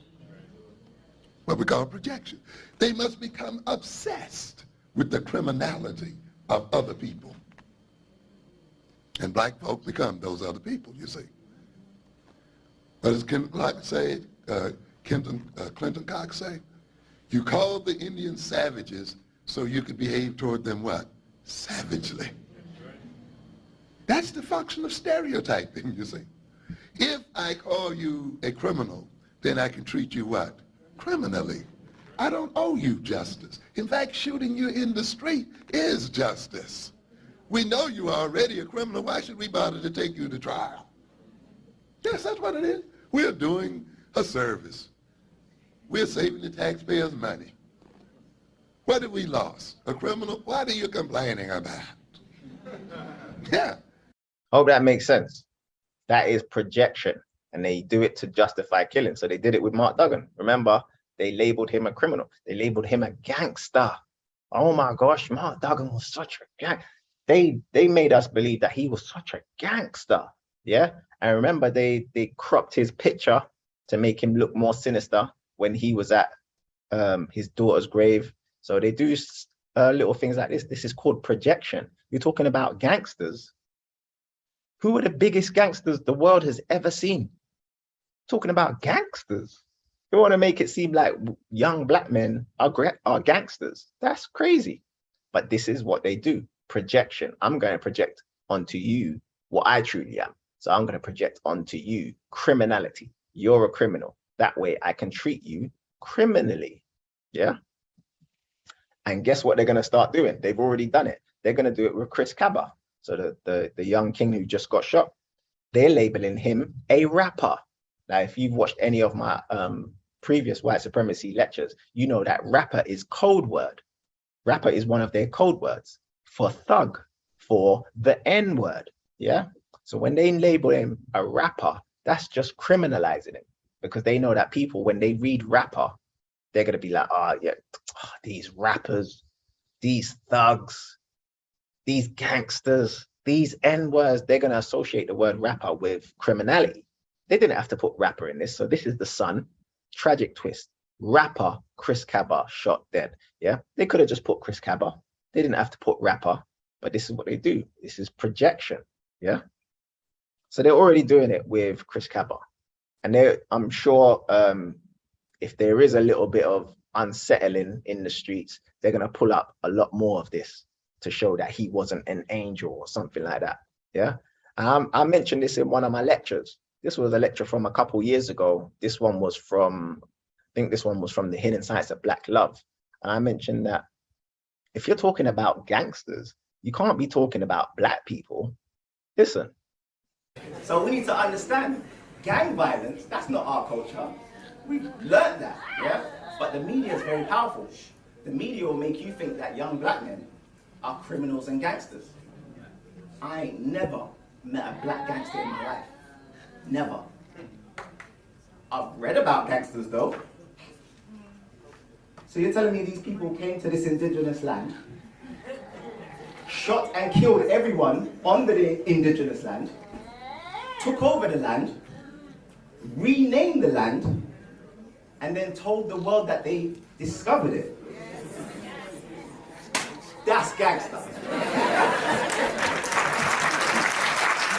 Talk about gangster. Come on, man. Let's not talk about gangster and open up history books and see who's done the most gangster stuff in the whole world. Yeah. You go to. And no one broke this down better than the Honorable Minister Farrakhan. Look, I'm sure we've all seen this clip, but this clip is gangster. Yeah. Watch how he deals with my guy when he tries to talk about Nigeria. Yeah. You go to Nigeria, which is, if not the most corrupt nation in Africa, and it is, it could be the most corrupt nation in the world, Minister Farrakhan. Oh, now, Mr. Wallace. It is the most corrupt nation that I have ever covered. I've been there 25 years ago, and I've been there as recently as last year. Fine. So what? 35 years old. That's what that nation is. Now, here's America, 226 years old.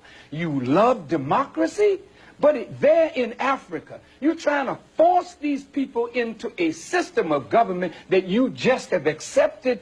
30 years ago, black folk got the right to vote. You're not in any moral position to tell anybody how corrupt they are. You should be quiet and let those of us who know our people go there and help them get out of that condition. But America should keep her mouth shut wherever there's a corrupt regime, as much hell as America has raised on the earth. No, I will not allow America, or you, Mr. Wallace, to condemn them as the most corrupt nation on earth when you have spilled the blood of human beings. Has Nigeria dropped an atomic bomb and killed people in Hiroshima and Nagasaki? Have they killed off millions of Native Americans? How dare you put yourself in that position as a moral judge? I think you should keep quiet. Jeez. Because with that much blood on America's hands, you have no right to speak. I will speak because I don't have that blood on my hand. Yes, there's corruption there. Yes, there's mismanagement of resources. Yes, there is abuse. There's abuse in every nation on earth, including this one. So let's not play holy. Woo. to moralize on them. Let's help them. I'm not moralizing. I'm asking a question, and I got an answer. Why would you put it as the most corrupt regime in the world? That doesn't make sense. Can you think of one more corrupt? Yeah, I'm living in one. Bruh. Love that clip. Dealt with him differently, but that is it. They try and use projection and try and tell us that we're criminal and we're this and we're that, when they're talking about themselves. Yeah, powerful clip. Yeah, projection though. I want the family to understand that that's how they project their culture, their criminality culture onto us. Yeah, and this family is another form of projection. They project their culture onto us through their movies, their TV shows, their adverts, that sort of stuff. This is how they install their culture into us and our children. Yeah. So I don't know if you guys are familiar, aware of this. If you've been following the Hidden Sites Academy, following some of my lectures, you know that I feel like they have a vampire culture. So they install that vampire culture into us through movies and TV shows and that sort of stuff. So every year there has to be a vampire movie. Every year there has to be a vampire TV show. On Netflix right now, there's a new vampire movie with Jamie Foxx in it. Right now they're promoting a vampire movie with Jamie Foxx in it. Yeah. Now understand what a vampire is. A vampire is someone who steals your energy. That's their culture. Stealing your energy. You can't just live off your own energy. You have to take someone else's energy, suck their energy. Yeah. So this is how they install, this is how they project their culture into us. Yeah. Through their media, through their films, TV shows, and that sort of stuff. Because you guys help me out. If I was to ask you, what is white culture? What would you say? What is white culture? Put some examples in the chat. What is it?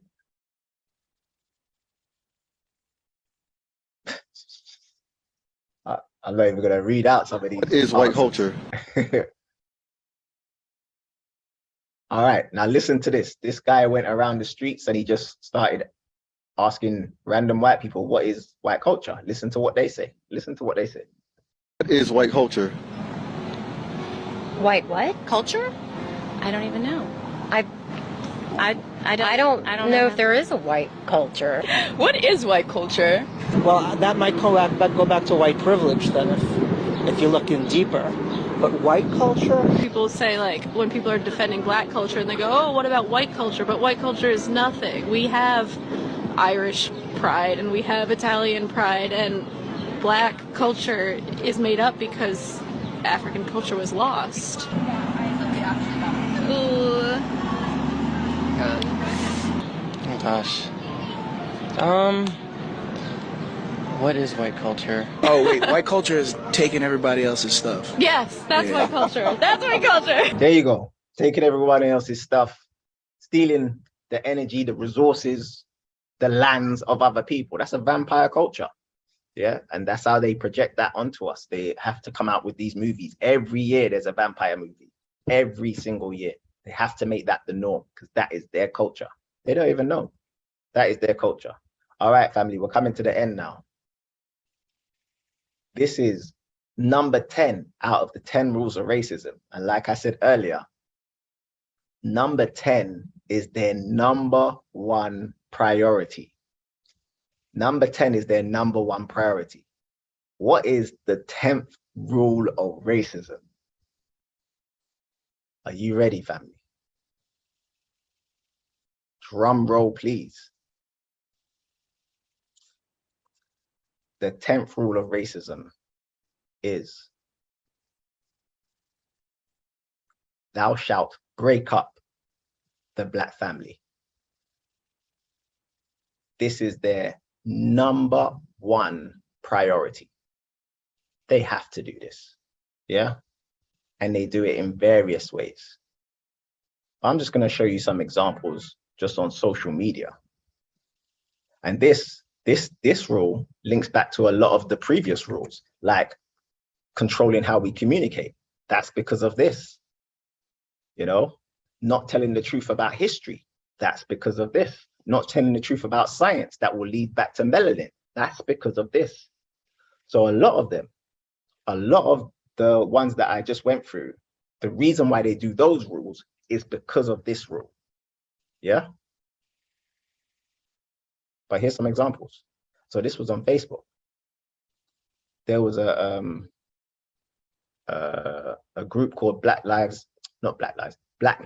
Matters. Yeah. It was a page on Facebook. And they'd just post pictures of Black families. And, you know, they kept on removing their posts and, you know, putting them into Facebook jail. I kid you not, they do this on Facebook. And I remember when people first told me about this, I was like, nah, this can't be true. And check this out. This was just a picture. It was on one of the Facebook pages. It says, Black love is amazing. And look at one of the comments. This shit is racist. They have to break us up, family. It is their #1 priority. And I didn't think this is real until, like, we had a wellness weekender.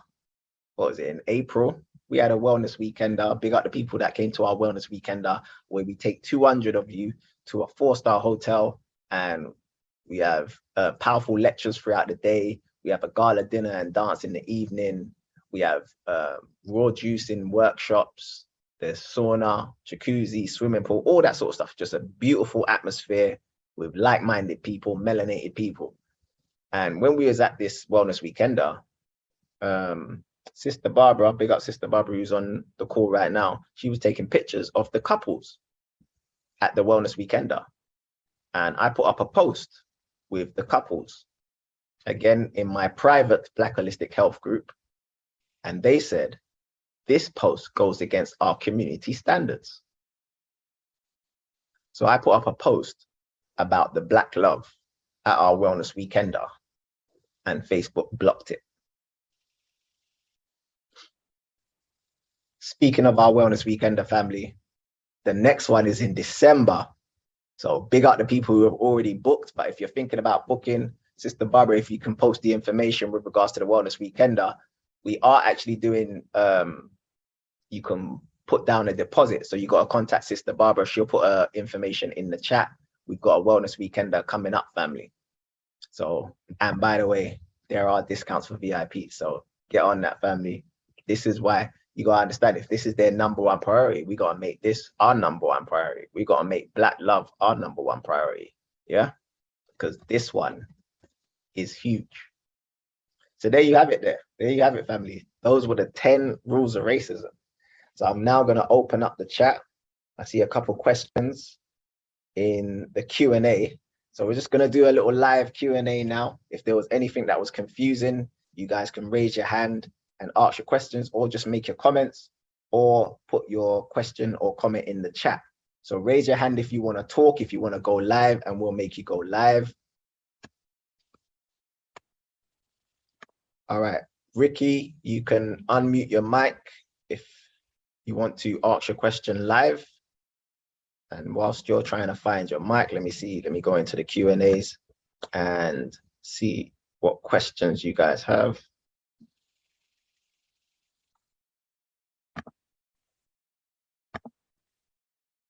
Okay, I'm going to lower everyone's hands now. Some people were clicking on raising hands accidentally. So I'm going to lower your hands. If you want to talk, raise your hand and I'll allow you to go live. So quick question, just curious. Why are these numbered in Roman numerals? Oh, done it in Roman numerals to copy what they do with the 10 commandments. So I did that at the beginning. Let me just show the family that. So for those of you who weren't here at the beginning, I mentioned that these are the 10 commandments, which they don't follow. So I made that clear from the start. These are the 10 commandments which they don't follow, and they put them in Roman numerals. So then after that, I did the 10 rules of racism, following their 10 commandments sort of numbering. Yeah, so these are the 10 rules that they don't follow, and I just gave you the 10 rules that they do follow. Hope that makes sense. All right. Yes, family. Thank you very much. So let me see if there's any questions. All right, Ricky, you raised your hand again, so I'm assuming you want to go live. Can you unmute your mic? Ricky, are you there? All right, whilst Ricky's trying to find the mic, let's go to Grace. Hi, can you hear me? Yes, Grace, how are you? I'm very well, thank you, very well. Well, first, I just want to thank you for such an excellent session. Very, very insightful, and I particularly loved some of the examples you gave, especially when you talked about 9/11. And the 4 buildings, and when you look at what happened with Grenfell, that building that we saw burn for at least 2-3 days, but notice that the structure didn't crumble. Exactly. Remained intact. But it's fascinating that 4 structures in America could not just crumble, but they collapse systematically from all 4 corners of the building, went down in one, almost like it was an explosion, like a dynamite. Almost like it was, you know. Yeah. So, I mean, an inside job. Exactly. So, you know, you talked about cognitive dissonance. Yeah. Dissonance. It's really, really a powerful concept. And during this COVID time, this last 2 years, we've seen some of your rules play out in other ways, not just in terms of racism, but even on their own people. COVID umbrella, I recognize some of those rules actually playing out. So, you know, it's interesting time. Thank you for that, Grace. Thank you very much. Sonia, can you unmute your mic, sis? Sonia and Ricky, you raised your hand again. Let's see if you can try again. Let's see who else we can get on.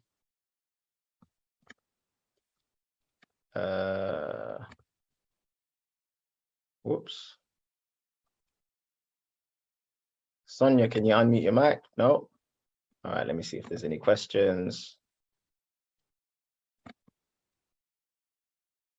All right, so this one says, regarding controlling how Black people communicate, does that also include how Black people communicate with one another, i.e. calling each other the N-word, calling Black women the B-word, swearing at each other, etc., through film and music? Good question. Yes, that does. So because they control our language, basically. So if you watch the lecture, I showed that even in school, they control how we communicate. They control the words that we use. So when they allow a word to be used, you got to understand why they're allowing it. So if they're banning certain words, us as young people using certain words, you're like, don't use that, don't use that, don't use that. But then we use the B word with each other, with our women, and they don't say anything. They're like, cool, you can use that. Then obviously there's an agenda there. They're still controlling our communication. They're still controlling how we communicate with each other. And obviously the reason why we're using that is because of what they're allowing us to see. So in the music, they're allowing that language because they literally can ban that language as well. And if you don't believe me, ask Ice Cube and Michael Jackson. Michael Jackson said the word Jew in one of his songs, and they were looking to ban the song. He had to, I think they muted it out of the song or whatever. He said the word Jew in one of his songs. And they damn near tried to shut him down. And then Ice Cube, he was talking about, I think he was talking about Jews as well. Who was Ice Cube talking about? Any hip hop connoisseurs in the chat, they tried to ban Ice Cube because of what he said in one of his records.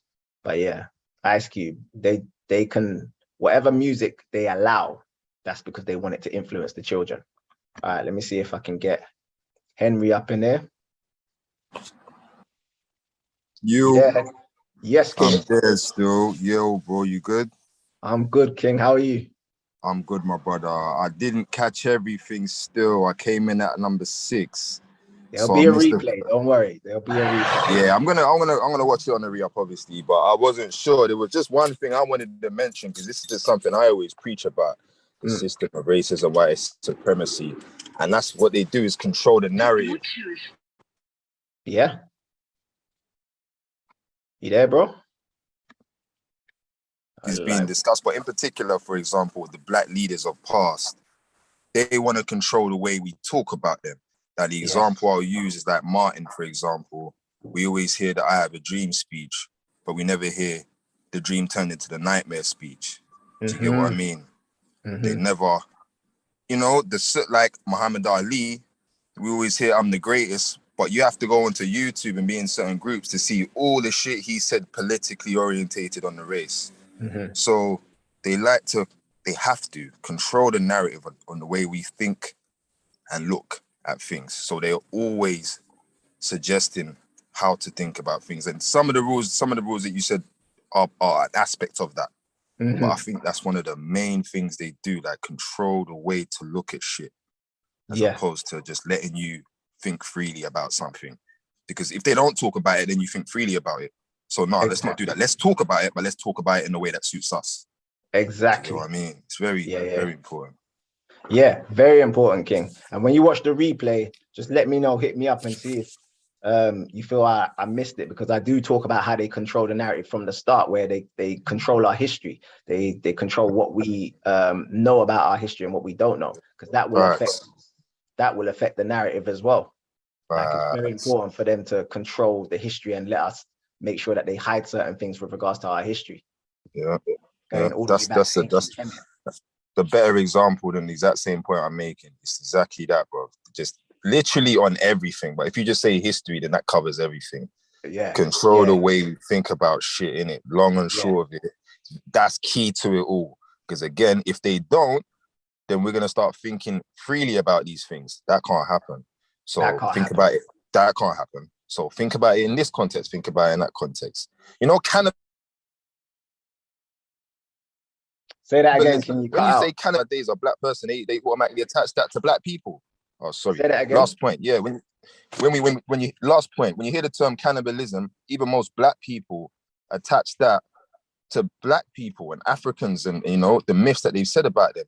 When you've done a lecture on it, and the amount of information out there now about the amount of cannibalistic behaviors them man there have been dealing with. Exactly. Like, it's mad. So that's projection. Facts. Yeah, it's projection, exactly. It's facts.